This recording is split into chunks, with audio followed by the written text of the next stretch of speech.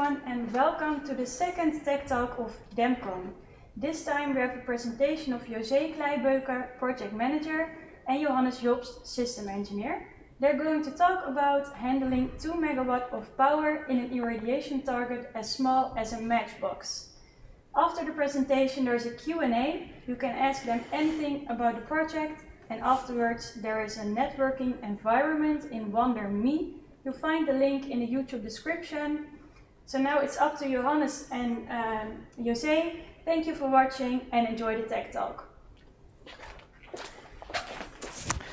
Thanks for the introduction, Marleen. In the next 20 minutes, we want to tell you about the project we do for our customer IRE, which is all about a new method for the production of the medical radioisotopes, where the key item is how to handle 2 megawatt of power in a matchbox-sized target. Medical radioisotopes are widely used both for diagnostics as well as for treatment. The mostly used one is technetium-99. Over 35 million procedures are done yearly worldwide. Technetium is used for the diagnostics in the SPECT scan.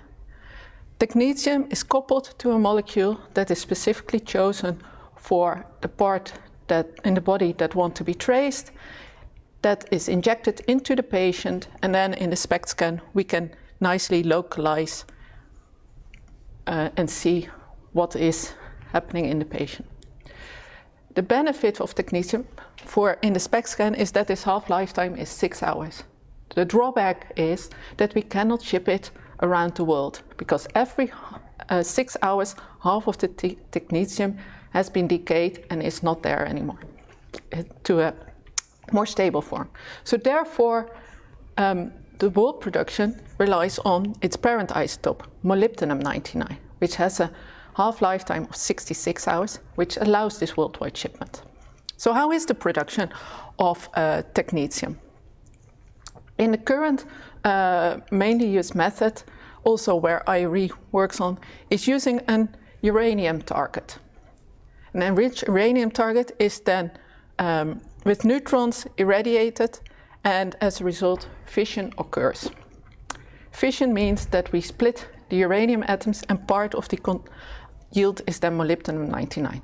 To give you an idea, the total molybdenum-99 that we can get out is 2%. That also means that we have a huge amount of nuclear waste left. Once the molybdenum-99 is isolated, it's packed in a so-called generator, and that one can be then shipped to the different hospitals worldwide, and they can milk the technetium-99 and bring it into the patient. Taking the huge amount of nuclear waste, IRE started a new project, which is so-called the SMART project, using the LightHouse technology. Here we use an electron accelerator shooting on a molybdenum-100 target. This molybdenum-100 is non-radioactive, and as a result, molybdenum-99 is formed. To give you here an idea, the total yield is in the level of ppms, but without the nuclear waste that we have with the uranium target. The nice thing is we can also here pack it in a similar generator as we currently do, and then ship it to the hospitals. So it fits also to the current method that is being used. Then, Johannes, can you tell us about the factory, how it will look like? Yes, sure. Yes, as you already see, we're really talking about an industrial project here, really on industrial scale, and that also means the factory that we're working on that is based on accelerated physics will again really be a big factory. So we're talking about a building the size of a soccer field roughly, which will house this electron accelerator that is developed by RI. Where the electrons will be accelerated to 75 mega electron volts, so really high energy electrons. Then they will be split in this fork, and they will hit the molybdenum target in the center of this exposure unit. And yeah, for comparison, the molybdenum target seriously has about that size, and we built this soccer field factory around it to facilitate the irradiation. If we now look at the process that's happening, we're shooting high energy electrons at the molybdenum target to make it radioactive. But we're in a constant battle of activating the molybdenum to molybdenum-99 against the 66 hours decay time that Josée has mentioned. So that has a couple of important consequences, one of which is that the power that we need, or the current density that we need to shoot at the target with, is very intense. So we dump 2 megawatt of the 3 megawatt of power in this small target. And the other consequence is it will need to stay in the molybdenum will need to stay in the exposure position for a full week until we have reached enough activation that we can harvest it, which also already means that this factory really has to run on a continuous basis, because every minute we don't irradiate, the molybdenum that we're producing will decay just by itself. And then of all this factory, what DEMCON is working on is actually the exposure unit that we see there in the top right, which in a sense is the heart of the factory, where really the electron beam meets the target. So if we zoom into that one, you again see the electron beams coming from left and right to irradiate the target more homogeneously. And yeah, as I said, the target has that size, but nevertheless we need a big building around it to facilitate all the things we need around the target. We will get back to that in a second, one of which is a huge radiation shield. And then on top of this, we need to do something with the target after it's irradiated. So we need to harvest the molybdenum-99. And for that, there will be a harvesting unit, which is also the other unit that we are developing. And yeah, as you can imagine, it's a big factory, which in itself is a complex endeavor. But there are a couple of key challenges that I think are very specific about the environment that we're working with, and Josée will. Yeah. So during this talk, we want to highlight 3 of our key challenges. I think, as the title already indicates, cooling is one of them. It's crucial that we cool the molybdenum, otherwise it will melt instantaneously. With the idea, molybdenum will melt with the temperature of 2500 degrees Celsius. The other thing is, with the irradiation, you could think that it also impacts the material properties. So radiation during the exposure is also a key thing we have to think about. And as Johannes already indicated, the factory has to run 24/7, which means we're working on a factory, not a research institute. So looking to the cooling, we have to cool 2 megawatt out of this target. I think this is hard to imagine, at least it was for me. So think about 3 Formula 1 cars just in this box. Or you could think of something like this. So we had to find a solution. And the main idea is find a good coolant. Here we came with liquid sodium. Liquid sodium has a very good heat capacity and becomes liquid above 100 degrees Celsius. And we flow the sodium through our target, and as a result, we can get sufficient cooling. Having the concept, but of such a hard part of the factory, you also have to be sure that it cannot just rely on simulations. You want to verify it.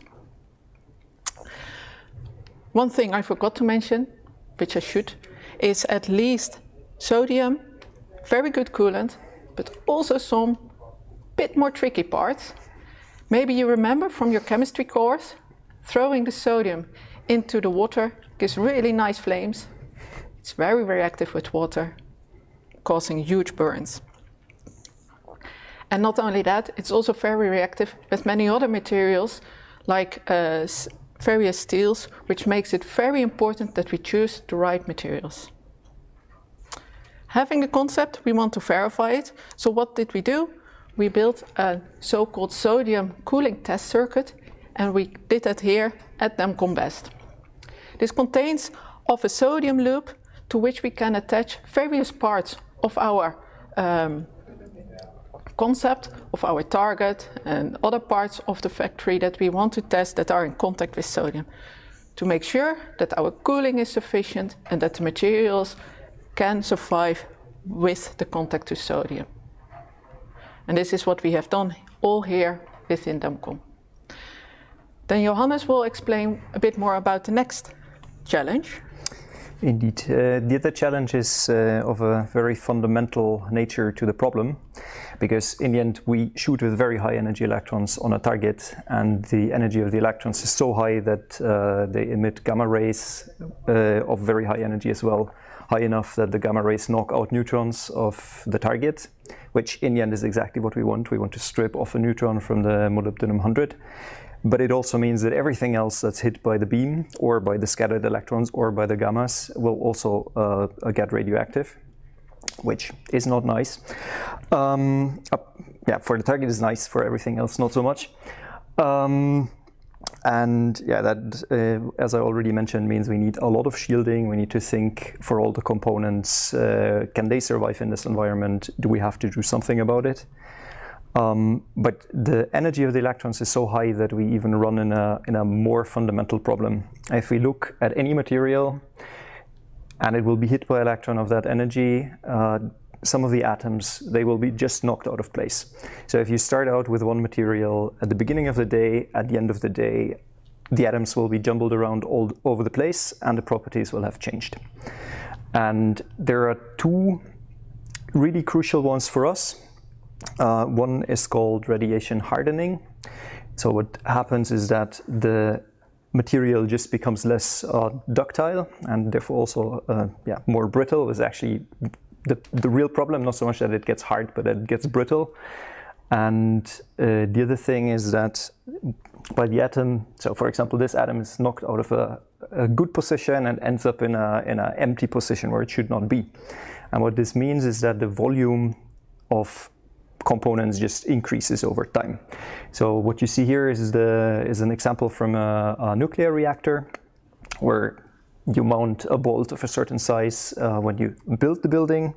After you look at the bolt after a couple of years, you find, this has actually become bigger. And typically this is of course not what you want for mechanical components in complex machinery or a building for that matter. And the radiation that we are dealing with in this exposure cell is so intense that effects that you in a nuclear power plant would see over the lifetime of the plant, we see developing over the course of days or weeks, depending on where in the target. And that is obviously a problem. And what is more is this is very difficult to predict. It depends on subtleties of the materials, and therefore we need a design that is modular. So we want to replace components before they have gotten too big. But to understand when we have to replace parts in the design, we also again need some verification experiments with the material, with all the crucial materials that we are building with, to see which module or how we should structure the modules inside the target, and at what after how many days or weeks or years we have to replace specific components. And the biggest of those verification experiments is actually a miniature version of the full exposure cell. So the idea is we take the exposure cell of the smart factory, we scale it down by a factor of 1 in 1,000, but we keep the power density and the radiation damage the same as we expect for the final exposure cell. And we try to do everything else as close as possible to the final design. So what you see here is this test setup. And in the heart, where you cannot see it, there is the target that we're shooting at. The electron beam is coming from a linear accelerator that's actually very similar to the one that will be used in the smart factory. It's located at the Helmholtz Center in Dresden. And you also see that there's the liquid sodium inlet for the cooling, as Josée has mentioned, and then after cooling, the sodium flows out there at the bottom. And the idea is to really verify that the concept that we developed for the factory, or for the exposure cell of the factory, works, and that also the radiation damage in combination with this sodium environment does not cause the target to degrade faster than we can allow for. And so this is, in a sense, really a miniature version of the smart exposure cell. And yeah, very recently we did the site acceptance test of this test setup. So if we look at it from a bit further away, we have a modular target, we have the sodium cooling, we have the electron beam. We try to distill out a miniature version that represents the worst case inside the target, which is basically this. And yeah, then we shoot at it. So what you see is a pipe of liquid sodium that streams from the top to the bottom. And in the center, we shoot at it with the electron beam. And the beam goes on and off. And what you see is that the sodium temperature on the inlet stays cold. And then from below, where the miniaturized target sits, so the miniaturized target sits really in the center, the sodium starts to warm up and flows out at the bottom at a higher temperature. And what you also see is that the time constant is very fast, so switching on and off the beam has immediate effect. And what's more important is that it does not break. So if the cooling would not work, the target would just evaporate in a matter of milliseconds, or hundreds of milliseconds. And here we could keep the beam on for significantly longer than that. As I said, this was a site acceptance test. We now have the setup running, and we can use it to verify that the concept for the exposure cell works as designed. And then the next step is, and that is challenge number 3, to go from something that works like that on a very small scale target to real factory.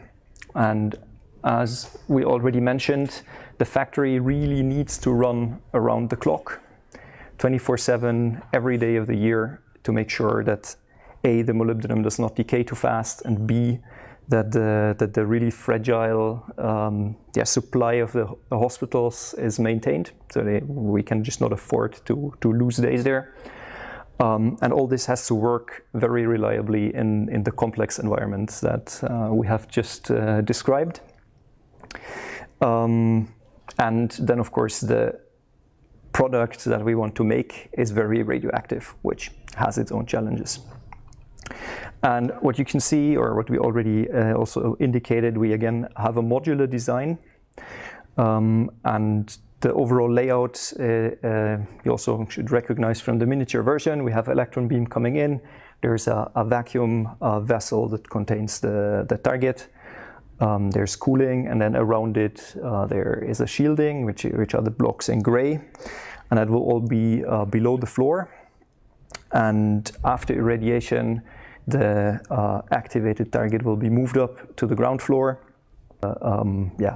Automated harvesting unit that will take out the activated molybdenum-99 and will replenish it with fresh molybdenum-100, such that we can have a supply of that then will be shipped to hospitals. Yeah, now you have seen a couple of the challenges. You have seen the concept, which really is a complex environment where we have to work together with engineers and scientists from various disciplines. It's really thermodynamics, it's physics, it's complex mechanical engineering. There's a lot of control software that needs to be written. And that is roughly where we stand, and Josée will give you a bit of a summary and outlook. Yeah. So knowing now about our system and the project, it's always good to look a bit back, but also to look ahead. So the project has been started by ASML in 2015. It has been taken over by our customer IRE in 2018, and that's also the year that we started. As Johannes already spoke, that this year we had our successful SAT, but we primarily also want to look ahead with for our point at the horizon, it's 2028 when we want to have the molybdenum production and that we can supply to IRE's customers. This also means that for the bit shorter term, our focus is now to complete the design and engineering phase in 2022. And with that, I would like to thank all our colleagues working on this great project, but also to all our partners that also help us getting that far, and of course you for your attention. And with that, we are more than happy to answer any of your questions, and you can go to Slido to enter them. Thanks a lot. Thank you. I think the first question is, why the matchbox-sized sample? Why is it not smaller or much bigger? Maybe you're the good one to answer this, Johannes.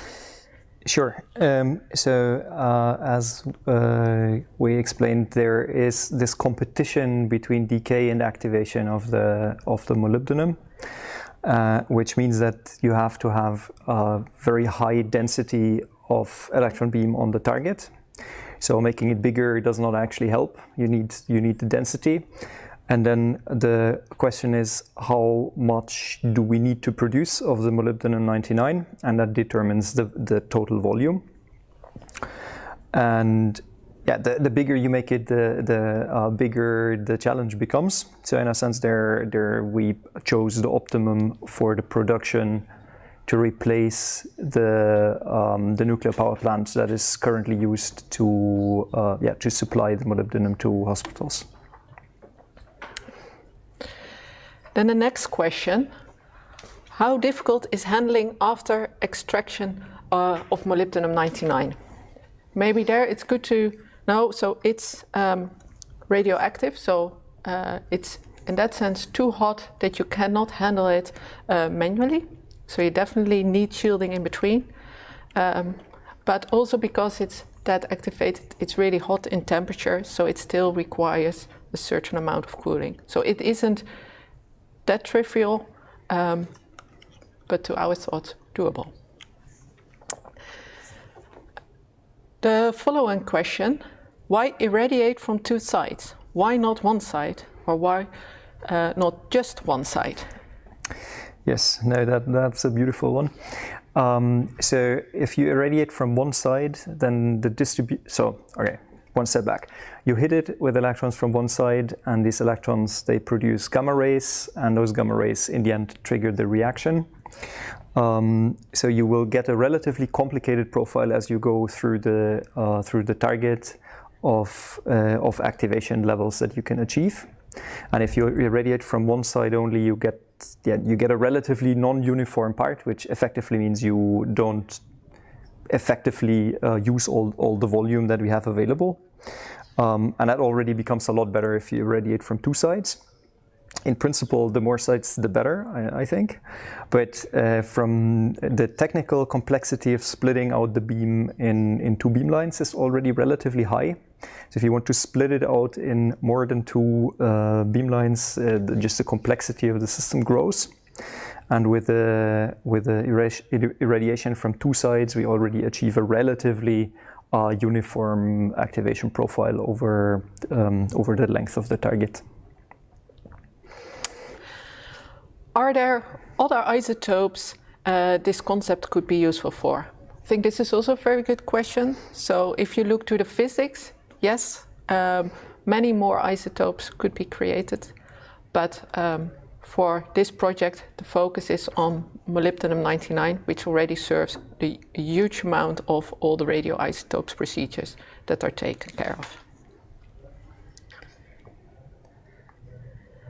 What is the penetration depth of the electrons at these energies? The penetration depth, is a couple of centimeters. It of course depends very much on the material, but so for the case of molybdenum, it's a couple of centimeters. And the interesting thing about these high energy electrons is they they are not stopped immediately. They lose energy progressively. So at the front of the target, they have the full 75 mega electron volts. And yeah, then they get slowed down with every collision by a tiny bit. And then over this complex cascade of collisions, they lose energy, and eventually they are stopped.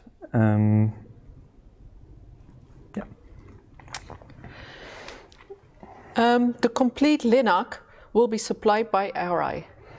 Indeed, for our customer, IRE, it is indeed Research Instruments that is their supplier for the linear accelerator.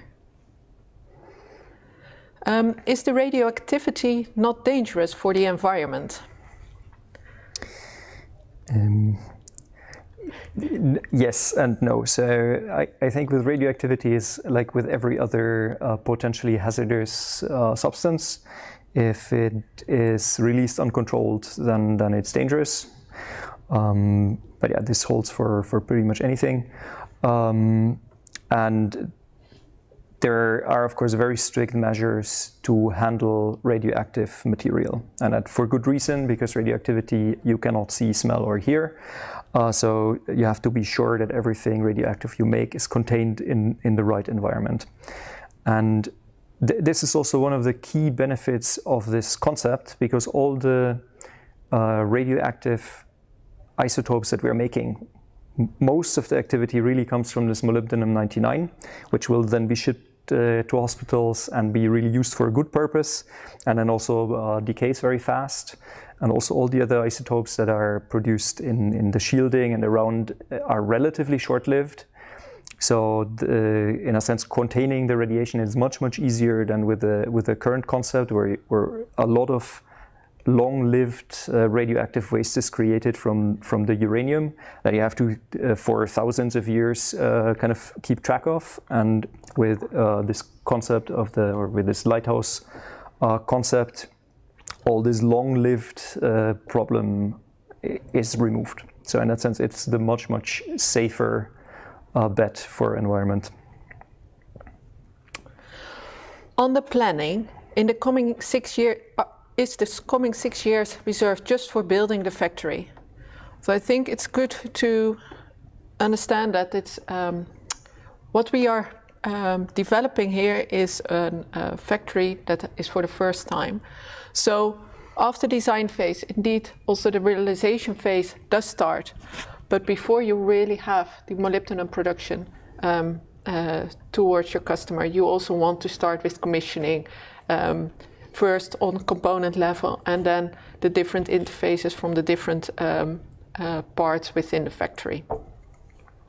So within these 6 years, it's not only building, it's also commissioning, the testing, and starting up. Then there are two questions that are closely related. One is, did you look into activation of equipment and building in the building by neutrons? And the other one just vanished. But the other one was whether the shielding gets radioactive. And that is both correct. So we looked into the activation of all the surrounding components, and it's one of the important design parameters that we also have to take into account. And that is also multifaceted. So the components we use, the materials we use, have to be suitable for this radiation environment, which rules out a lot of standard solutions that would work otherwise. And we have to make sure that also we use materials that then, because it's everything that's there will be radioactive at some point, but we want to use materials that don't get radioactive very strongly or decay very fast, such that the problem is on a relatively short time scale only. But it is indeed a concern for the servicing, as we had said. So also that's one of the reasons why in the -1 floor below the ground, there's irradiation, and everything else will be 1 floor higher. That's partially due to this. How long is the commissioning? What will be your production cycle? 5 times half-life of molybdenum-99? So I think here it's good. The molybdenum target needs an irradiation of approximately 7 days in the exposure unit, reaching the sufficient activity such that it can be shipped towards the hospitals. So taking 7 days versus the half-lifetime of molybdenum-99 being 66 hours, I think it would be approximately 2.5 times the cycle of half-lifetime of molybdenum-99. Yeah, that's also a nice one. So if the factory is running 24/7, how do you plan to do maintenance? Actually, oh, I cannot do this. Go on. So the idea is that we will really do maintenance, or it's a modular design where we can do the maintenance while we run. So if we irradiate one part in the level above, we can do service on other parts. And everything is designed such that, in principle, almost all the parts can be either replaced quickly or serviced while irradiation.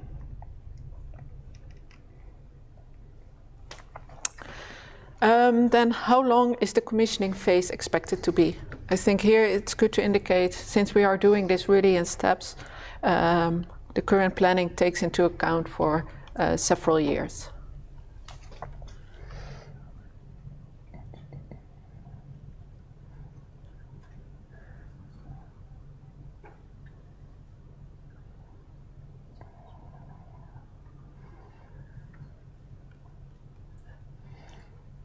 I think with that,